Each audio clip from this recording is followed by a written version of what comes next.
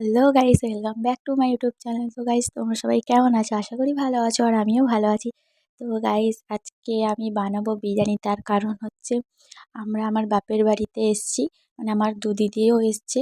তো আর পুজো শেষ, বাট আমার দিদির অ্যানিভার্সারি ছিল। তো চলো কিছু রান্না করা যাক। তো কী রান্না করবো ভেবে পাচ্ছিলাম না, তাই ভাবলাম বিরিয়ানি আর ফ্রায়েড রাইস বানাবো। ফ্রায়েড রাইসও বানিয়েছি, বাট এখানে বিরিয়ানির ভিডিওটা দিয়েছি, বাট পরের ভিডিওতে আমি ফ্রায়েড রাইস কীভাবে বানিয়েছি সেই ভিডিওটাও দিয়ে দেবো। বাট দেখো গাইস, আমি বিরিয়ানিটা বানাবো খুব সিম্পল স্টাইলে। তো তোমরা যারা যারা বিরিয়ানি বানাতে পারো না, তারা যদি এই ভিডিওটা স্টেপ বাই স্টেপ দেখতে থাকো, তাহলে তোমরাও বিরিয়ানি বানাতে পারবে। বিরিয়ানি যতটা মনে হয় দেখে যে বানাতে পারবো না, অতটাও কিন্তু কঠিন নয়, খুব সহজেই বিরিয়ানি বানাতে পারবে তোমরা। তো দেখো গাইস, আমি কিভাবে বিরিয়ানিটা বানাচ্ছি, তোমরা সেইভাবে দেখতে থাকো, ঠিকই বানাতে পারবে। তো আমি প্রথমে বিরিয়ানি করার জন্য বেরেস্তা ভেজে নেব। তো বেরেস্তা ভাজার জন্য আমি প্রথমে গরম কড়াইতে তেল দিয়ে তাতে পেঁয়াজকে ভেজে নেব। পেঁয়াজগুলো এইভাবে নাড়াচাড়া করতে করতে ভালোভাবে গলে গেলে তারপরে যখন হালকা ব্রাউন কালার হবে, তখনই তুলে নেব। দেখো গাইস, আমাদের পেঁয়াজগুলো হালকা ব্রাউন কালার হয়ে গেছে। তো এবার আমরা একটা ছাঁকনি দিয়ে এই বেরেস্তাগুলো তুলে নেব। তো বেরেস্তাগুলো তুলে নিয়ে অবশ্যই একটা সাদা টিস্যু পেপারের উপরে রেখে দিবে, যাতে বিরিয়ানি সমস্ত তেলগুলো ওই টিস্যু পেপারে শুষে নেয়। তো আর বেরেস্তাগুলো একটু মচমচা ঝুরঝুরে হয়ে যায় সেই জন্য। তো আমি এখান থেকে সমস্ত বেরেস্তাগুলো তুলে নিচ্ছি ছাঁকনি দিয়ে।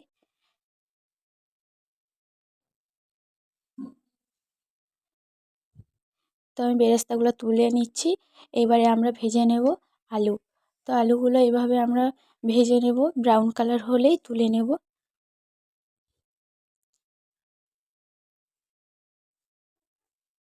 তো গাইস দেখো, আমাদের আলুগুলো ভাজা হয়ে গেছে, ব্রাউন কালার হয়ে গেছে। তো এবার আমরা এক এক করে সমস্ত আলুগুলো একটা থালার মধ্যে সব তুলে নেব।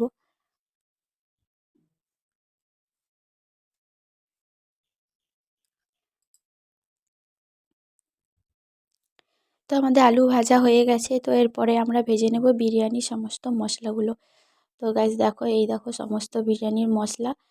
এগুলো যে কোনো দোকানে বিরিয়ানির চাল বা এর সাথে মশলা চাইলে এরকম দিয়ে দিবে বিরিয়ানির মশলা। এগুলো সমস্ত ভেজে নিয়ে গুঁড়াই করে নেব। তো আমাদের মশলা তো রেডি হয়েই গেছে। তো এবারে আমরা মাংস কষার জন্য মশলা তৈরি করব, সেই জন্য কড়াইয়ে তেল গরম করেছি, তারপরে পেঁয়াজগুলো ভেজে নেব।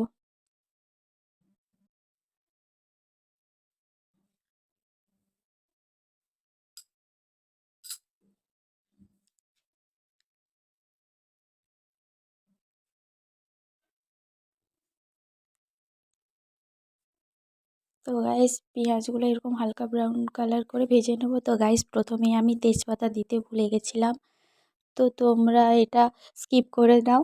বাট তোমরা প্রথমে গরম কড়াইয়ে তেল দিয়ে তারপরেই তেজপাতা, দারুচিনি, এলাচ এইসব দিয়ে দিবে। আমি তো প্রথমে দিইনি, ভুলে গেছি।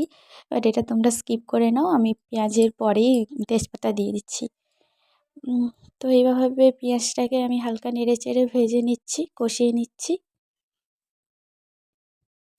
তো আমাদের পেঁয়াজ ভাজা হয়ে গেছে ব্রাউন কালার। তো এর উপরে আমরা দিয়ে দিলাম রসুন বাটা। রসুন বাটাকে দিয়ে পেঁয়াজের সাথে মিক্স করে নিচ্ছি।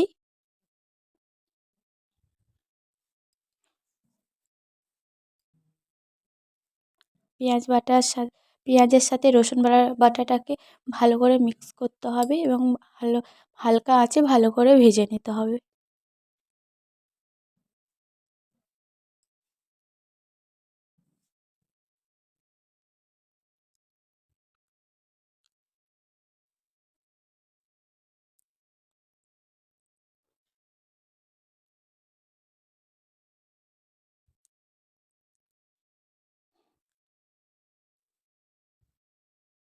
এভাবে বারবার নেড়েচেড়ে ভেজে নিচ্ছি পেঁয়াজ আর রসুন বাটা।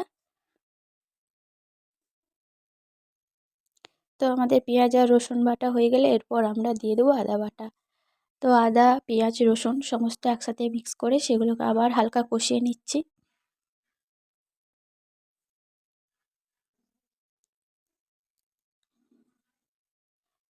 তো তারপরে আমরা দিয়ে দিলাম হলুদ গুঁড়ো।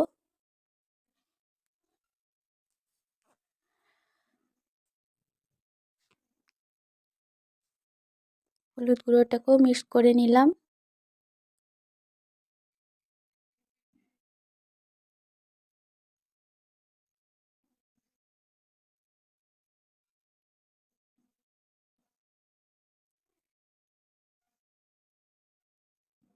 হলুদ গুঁড়োটাকে মিক্স করার পর হালকা একটু কষিয়ে নেব। তারপরে লঙ্কা গুঁড়ো দেবো। তো এখন একটু কষিয়ে নিচ্ছি। তো আমাদের কষানো হয়ে গেছে, এরপর আমরা লঙ্কা গুঁড়ো দিয়ে দেবো। লঙ্কা গুঁড়ো আমি এই পরিমাণেই দিচ্ছি, এবার তোমরা যে যেরকম ঝাল খাও বা কেউ ঝাল খাও না সেই পরিমাণ অনুযায়ী ঝাল দেবে। তো আমি লঙ্কাটাকে এভাবে দিয়ে তারপরে হালকা নেড়ে চেড়ে মিক্স করে নেব।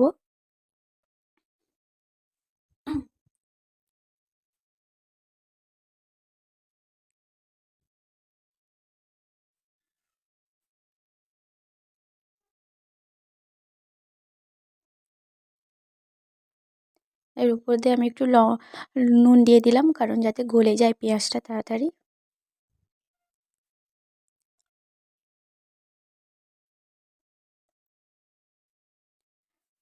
তো এইভাবে আমরা মশলাটাকে কষে নেব হালকা আঁচে।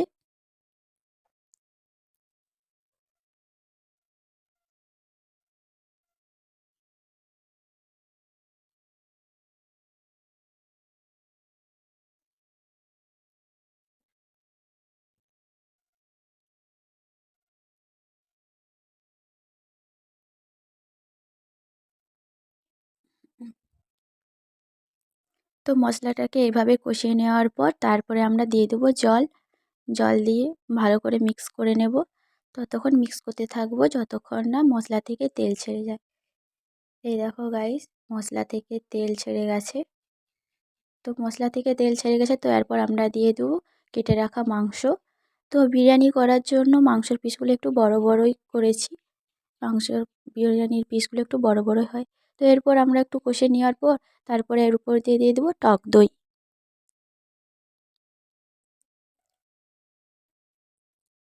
তো টক দইটাকে মাংসের সাথে মিক্স করে নিচ্ছি।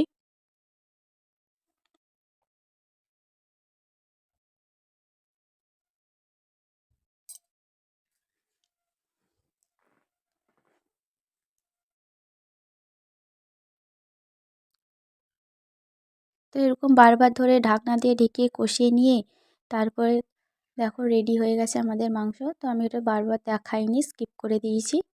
তো মাংস রেডি। তো এরপর আমরা সেদ্ধ করা চাল রেডি। তারপরে ডিম সিদ্ধ হচ্ছে, এটাও রেডি। বিরিয়ানির চালটা সেদ্ধ হয়ে গেছে আর এখন ডিম সিদ্ধ হচ্ছে।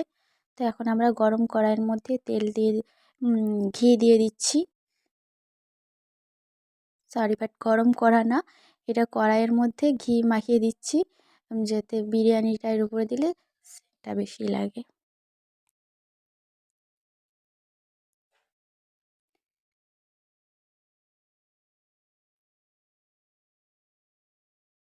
তো আমরা এখানে কড়াইতে বিরিয়ানি বানাই, তোমরা যে কোনো ডেকে বা যে যেভাবে বিরিয়ানি বানাও সেতে কুকারে ওভাবেই করে নিবে। তো আমরা কড়াইতে বানাই। এই দেখো গাইস, প্রথমে আমরা দিয়ে দিলাম সেদ্ধ করা চাল, বেরেস্তা, মশলা, তারপরে মাংস দিয়ে দিলাম।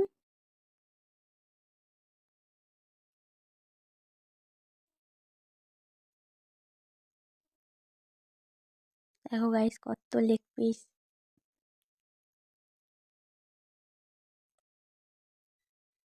তারপরে দিয়ে দিলাম কেওড়া জল। কেওড়া জলের উপরে আবার দিয়ে দিলাম সেদ্ধ করা ভাত।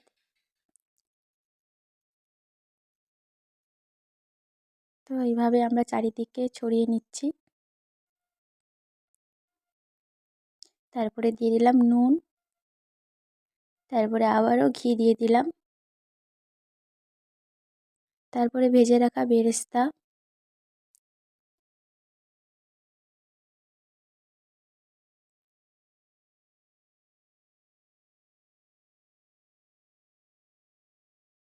ভেজে রাখা বেরেস্তার উপরে দিয়ে দিলাম ভাজা গুঁড়ো মশলা। তারপরে আবারও মাংস দিয়ে দিলাম উপর দিয়ে এক এক করে।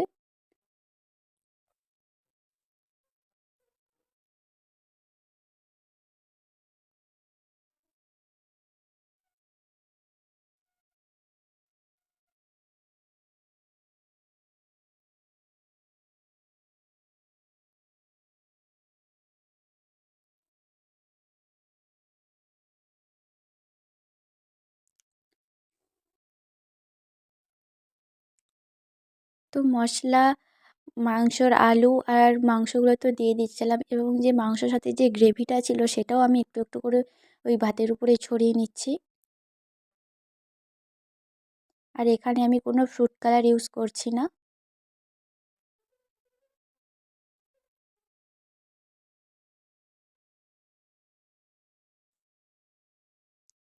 তো এখানে আমাদের সব কিছু দেওয়া কমপ্লিট, তো এর উপর দিয়ে আরও এক লেয়ারের ভাত আমরা দিয়ে দেবো।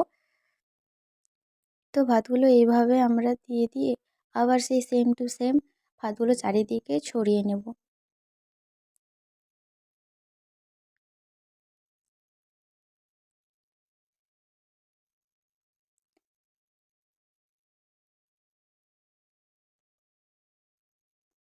তো ভাতগুলো ছড়িয়ে নেওয়ার পর এর উপর দিয়ে দিয়ে দিলাম বেরেস্তা।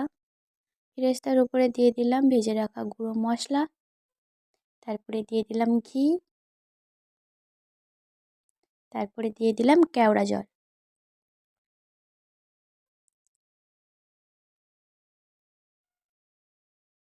এর উপর দিয়ে দিলাম বিরিয়ানির সেন্ট। তোমরা যদি কেউ বিরিয়ানির সেন্টটা পছন্দ না করো তাহলে তোমরা এই সেন্টটা স্কিপ করতে পারো, বাট যদি কেউ হালকা পছন্দ করো তো একটু দেবে। আর কেউ যদি বিরিয়ানি পছন্দই করো যে হ্যাঁ ভালো লাগে, তো এই একটা সিপি পুরো দিলেই হয়ে যাবে। তো আমি সেন্টে দেওয়ার পর তারপরে একটু জল ছড়িয়ে নিচ্ছি বিরিয়ানির ওপর, যাতে ভেতরে লেগে না যায় আর ভালোভাবে সেদ্ধ হয়ে যায়। এই দেখো গাইস, আমাদের বিরিয়ানি কমপ্লিট। দেখো কত ইয়ামি লাগছে। আর এই দেখো গাইস, সমস্ত ডিম সেদ্ধ করা ছাড়িয়ে নিয়েছি একটা থালাইয়ের মধ্যে। তো বিরিয়ানিও কমপ্লিট। এই দেখো গাইস, ফ্রায়েড রাইসও বানিয়েছি।